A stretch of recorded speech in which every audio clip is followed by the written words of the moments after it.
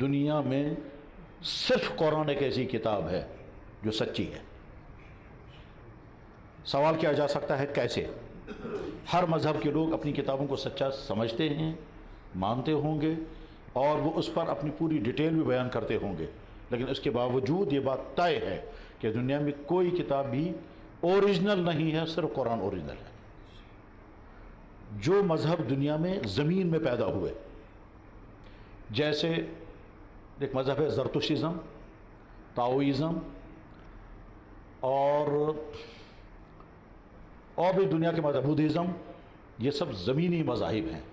ان کا دعویٰ نہیں کہ ہم آسمان سے اترا ہے مذہب، اور کچھ مذاہب وہ ہیں جن کا دعویٰ یہ ہے کہ آسمان سے اترا ہے، اس میں یہودیت، نصرانیت اور ہندوازم بھی۔ ان کا کہنا بھی کہ ہماری ویدیں اوپر سے آئی ہیں، لیکن خیر ہمیں اس سے بحث نہیں ہے۔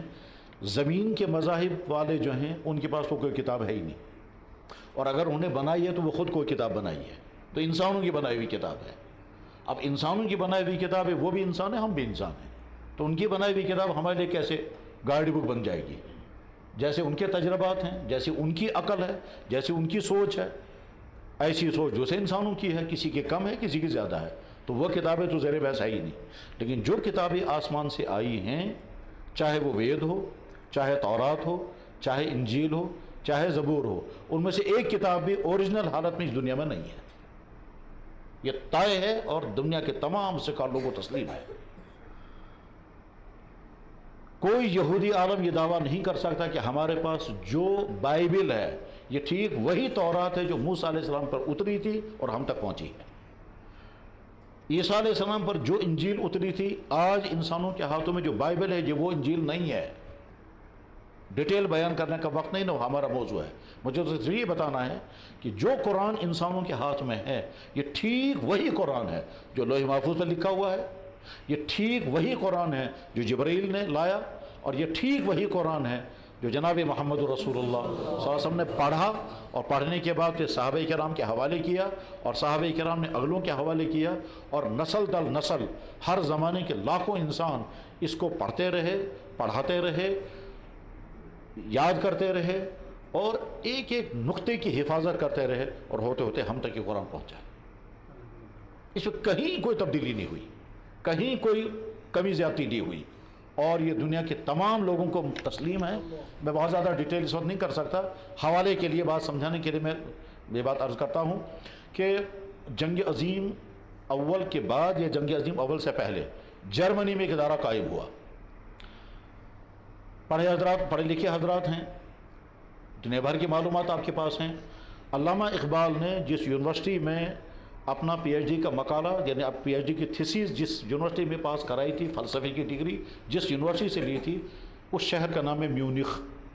آپ اس کو میونخ میں پڑھ سکتے ہیں یا میونک، ان کی لینگویج میں کہیں ہم اس کو پڑھتے ہیں میونخ اور کبھی پڑھتے ہیں میونک۔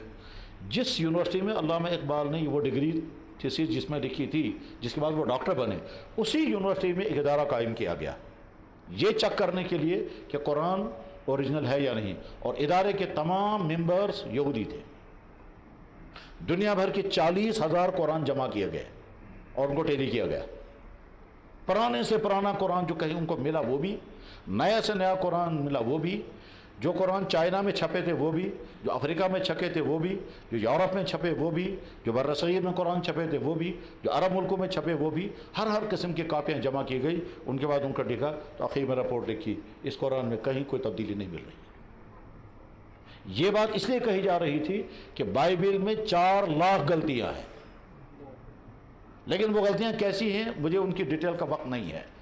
تو گویا وہ حضرات جو قرآن کو نہیں مانتے وہ بھی یہ تسلیم کرتے ہیں کہ صاحب قرآن تو اوریجنل ہے، اسی لینگویج میں ہے، انہی ورڈز کے ساتھ ہے، اسی ترتیب کے ساتھ ہے، اس میں کہیں کوئی تبدیلی نہیں ہوئی ہے۔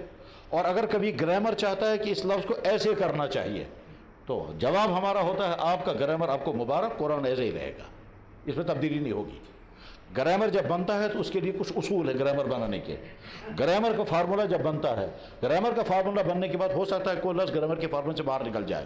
قرآن کے کچھ الفاظ عربی گرامر سے باہر ہیں، ٹھیک ہے، ہم جواب میں کہتے ہیں گرامر انسانوں کا بنایا ہوا ہے، قرآن کا لفظ اللہ کا اتارا ہوا یہ ایسا ہی رہے گا، اس میں تبدیلی نہیں کر سکتے۔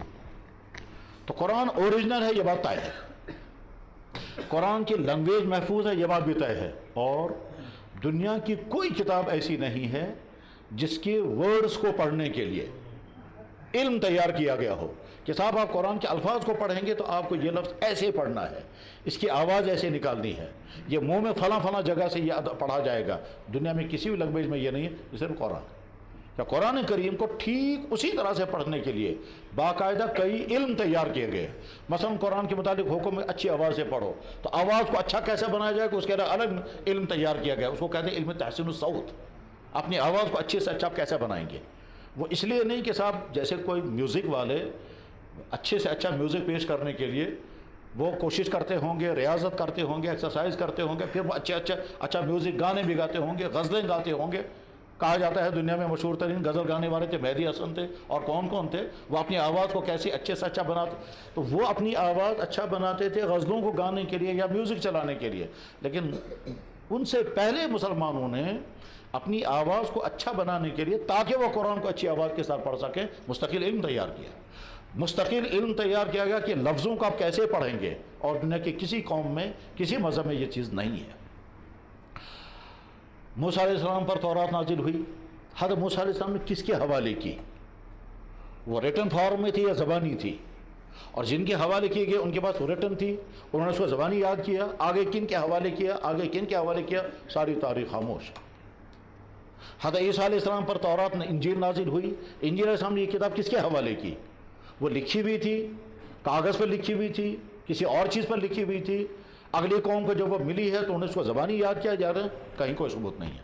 لیکن اس کے مقابلے میں قرآن کریم کا معاملہ یہ ہے کہ اللہ تعالیٰ شان ہو پہلے تو یہ اعلان کرتے ہیں یہ قرآن نازل کہاں سے ہو رہا ہے، اس کو کلیئر کر دیا لوح محفوظ سے، پھر جس کے ذریعے سے آگے آئے گا اس کی تعارف کرایا، وہ حضرت جبریل علیہ السلام میں پورا تعارف کرایا یہ کیسا ہے۔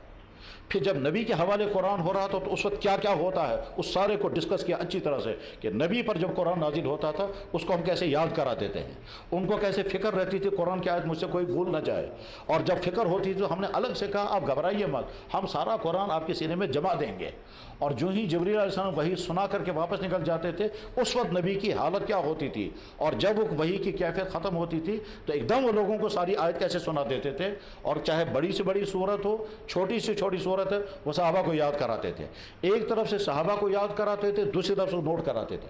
نوٹ کرنے کے لیے روشنائی کون سی استعمال ہوئی، قلم کیسے استعمال ہوئے، کاغذ کون سا استعمال ہوا، کاغذ عرب میں تھا ہی نہیں تو چمڑے کے کون سے ٹکڑے استعمال ہوئے، پھر لکھنے والے کون کون تھے ان کی ساری ڈیٹیل موجود ہے، اور اس کے بعد پھر نبی کی موجودگی میں سارا قرآن جمع ہو گیا، سارا قرآن جمع ہو گیا۔ پھر اللہ کے نبی علیہ السلام دنیا سے رخصت ہو گئے، اس کے بعد پھر آگے اگلے سیٹ اپ پر کیا ہوا، پھر اگلے سیٹ اپ میں کیا ہوا، ہوتے ہوتے وہ زمانہ آ گیا کہ جب پرنٹنگ پریس آ گیا وہ قرآن پرنٹ ہونے لگا، تو set up by set up قرآن کی ساری تاریخ محفوظ ہے، کہیں کوئی ڈاؤٹ نہیں، کہیں کوئی شک نہیں۔ ہمارے اس وقت کے بڑے علماء بڑے بزرگوں میں سے ایک یہاں پڑوس کے ملک میں ہیں، عالمی شخصیت ہیں، انہوں نے اپنی واقعات بیان کرتے رہتے ہیں کیونکہ ساری دنیا میں ان کا جانا ہوتا ہے۔ رشین ریاستوں میں ان کا سفر ہوا ہے تو تقریباً 50,000 لوگوں نے ان کے ہاتھ پر بیعت کی یا مسلمان ہوئے، وہ ابھی زندہ ہیں۔ انہوں نے اپنی تقریر میں دنیا بھر کے واقعات سناتے رہتے ہیں کیونکہ دنیا بھر میں واقعات ان کے سامنے پیش ہوتے ہیں۔ وہ کہتے ہیں کہ ایک دفعہ میں امریکہ کے کسی شہر میں تھا، وہاں کو 1-1.5 مہینہ رہنا تھا، تو وہاں ایک مان لیجئے بین المذاہب ایک مکالمہ ہوتا تھا، سارے مذہب والے جمع ہوتے تھے، اپنے اپنے مذہب کی ڈیٹیل بیان کرتے تھے، اپنے اپنے مذہب کی خوبیاں بیان کرتے تھے۔ تو اس دفعہ ان سے کہا گیا کہ صاحب اس میٹنگ میں آپ جائیں، وہاں دوسرے ہر مذہب کے لوگ ہوں گے۔ انہوں نے کہا ٹھیک ہے، چلے گئے۔ یہ اب سنا اس دن جب ان کا پروگرام تھا وہ سارا سنا، اس کے بعد جو میٹنگ کا چیئرمین تھا اس نے کہا اگلی میٹنگ کے لیے ایجنڈا کیا ہونا چاہیے۔ انہوں نے کہا میں نے فرض سے کہا کہ میری رائے یہ ہے کہ اگلی میٹنگ کے لیے ایجنڈا پہلا ہونا چاہیے، ہر مذہب والا اپنی کتاب کی پہلے تلاوت کرے گا اور اس کے بعد پھر اگلی بات کریں گے، اور جو وہ تلاوت کرے گا جو سنائے گا وہ سنانے کے بعد پھر اس کی میٹنگ بتائے کہ اس میں کیا بیان کیا گیا۔ اس نے کہا بہت گڈ آئیڈیا، اگلی میٹنگ 1 مہینے کے بعد ہوگی صاحب، اگلی میٹنگ میں ہر آدمی اپنے مذہب کی بک میں سے کچھ سنائے گا اور پھر اس کے بعد اس کی میننگ بیان کرے گا۔ اگلی میٹنگ جو ہی سٹارٹ ہوئی تو انہوں نے کہا کہ آئیڈیا آپ کا تھا، آپ سٹارٹ کریں۔ انہوں نے کہا نہیں، یہ باقی لوگ جو ہے پرانے مذہبوں والے پہلے یہ سٹارٹ کریں۔ تو یہودی سے کہا گیا کہ صاحب آپ تورات پڑھیں، تو اسے جو ہی پڑھنا شروع کیا تو انہوں نے فوراً کہا میرا ایک سوال ہے، جو آپ تورات پڑھ رہے ہیں یہ ٹھیک ورڈز آف گاڈ ہیں جو اس لینگویج میں ہے جس لینگویج میں اللہ نے کو تورات اتاری تھی؟ انہوں نے کہا نہیں، یہ ٹرانسلیشن ہے۔ کہا لگا ہم نے تو ڈیسائیڈ کیا تھا کہ ہم اللہ کا کلام سنائیں گے۔ انہوں نے کہا ہمارے پاس ٹرانسلیشن ہے، اوریجنل نہیں ہے۔ اس کے بعد عیسائی نے پڑھنا شروع کیا تو انہوں نے پھر وہی کہا آپ جو کچھ پڑھ رہے ہیں یہ ٹھیک وہی ورڈز ہیں جو اللہ نے اتارے تھے؟ انہوں نے کہا نہیں، جن لفظوں میں اللہ نے انجیل اتاری تھی وہ ان لفظوں میں نہیں ہے، ہمارے پاس ٹرانسلیشن ہے۔ انہوں نے کہا میں سناتا ہوں قرآن، یہ ٹھیک وہی الفاظ ہیں جو اللہ نے اتارے تھے۔ اور اس کے بعد پھر انہوں نے عرم شریف پڑھی اور عرم شریف میں تشریح کی، تو کہا سناٹا چھا گیا۔ اور اس کے بعد پھر انہوں نے خود کہا ہاں یہ بات تو صحیح ہے کہ اوریجنل کتاب ورڈز آف گاڈ اللہ کا کلام تو صرف مسلمانوں کے پاس ہے اور دنیا کے کسی قوم کے پاس نہیں ہے۔ ٹھیک، نمبر ایک۔ نمبر دو، آج کی دنیا سائنسی دنیا ہے۔ اس سائنسی دنیا نے بے شمار نظریات کو برباد کر کے رکھ دیا، ختم کر کے رکھ دیا اور بے شمار چیزوں کو ثابت کر دیا۔ فرانس میں ایک سکالر نہیں بلکہ ڈاکٹر، اس ڈاکٹر کو علاج کرنے کے لیے ایک عرب کنگ کے پاس پہنچنا پڑا، شاہ فیصل۔ جدہ پہنچا، اب اس کو وہاں کنگ صاحب کے یہاں پہنچنا ہوگا، 2-4 دن کے لیے اس کو ہوٹل میں ٹھہرنا پڑا، وہ تنگ آ گیا وہاں۔ تو اس نے دیکھا کہ الماری میں کتاب ہے، کھول کے دیکھی تو وہ قرآن تھا مگر وہ پڑھ نہیں سکتا تھا۔ خیر میں تفصیل نہیں بتاؤں گا، شارٹ میں بیان کرتا ہوں۔ اس کا نام تھا موریس، ڈاکٹر موریس۔ اس نے کنگ فیصل کا علاج کرتے کرتے کوئی بات کہی۔ کنگ فیصل نے کہا کہ یہ بات جو تم کہہ رہے ہو قرآن میں اس طرح نہیں ہے، تم کو غلط انفارمیشن ہے۔ اس نے کہا پھر قرآن میں کس طرح ہے؟ تو شاہ فیصل نے یا اس کے سیکرٹری نے کہا کہ قرآن کو جب آپ اوریجنل لینگویج میں سمجھو گے تب آپ کہہ سکتے ہو کہ ہم نے قرآن کو، آپ ٹرانسلیشن پڑھ رہے ہیں۔ موریس واپس آ گیا، صرف 6 مہینے محنت کی اور عربی کا سکالر بن گیا۔ مجھے بڑی خوشی ہوئی جب انہوں نے کہا کہ ہمارے بزرگوں نے اتنے دنوں کے اندر اتنے پارے حفظ کیے، تو مجھے ایک دم یاد آ گیا کہ میں نے کہا موریس نے اپنے شوق میں 6 مہینے کے اندر عربی کا گرامر پڑھ لیا، عربی کی لینگویج اتنی پڑھ لی کہ قرآن بیٹھ کے سمجھنے لگا۔ اس کے بعد اس نے کتاب لکھی، the Bible, the Quran and the science, لکھی مگر فرنچ میں، ٹرانسلیشن اس کا انگریزی میں ہوا، عربی میں ہوا، اردو میں ہوا۔ وہ اردو والا ٹرانسلیشن میں نے بھی پڑھا ہے، بائبل، قرآن اور سائنس۔ اس میں وہ صاف یہ کہتا ہے کہ بائبل جب قرآن سائنس سے ٹکرا جاتی ہے تو بائبل فیل ہو جاتی ہے، اور قرآن جب سائنس کے ساتھ آتا ہے تو قرآن جو کہتا ہے سائنس وہی کہتی ہے، جو سائنس کہتے ہیں قرآن وہی کہتا ہے۔ لیکن اگر سائنس کا کوئی نظریہ قرآن سے ٹکرا گیا تو یقین رکھنا چاہیے کہ آئندہ چل کر یہ تھیوری بدل جائے گی اور وہی آ جائے گا جو قرآن کہہ رہا ہے۔